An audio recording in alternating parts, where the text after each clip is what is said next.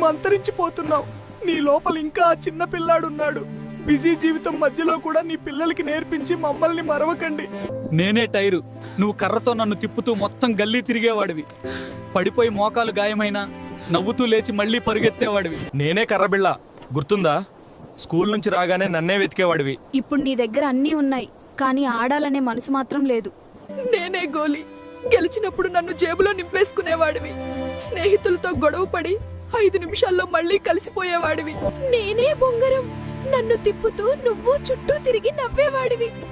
ఓడిపోయినా మళ్ళీ ప్రయత్నం చేసేసేవాడివి. నేనే 7 పెంకులు, నన్ను పేర్చుకుని గెలవాలని పట్టుదల చూపేవాడివి. బంతి తగిలినా నువ్వు నవ్వుతూనే ఉండేవాడివి.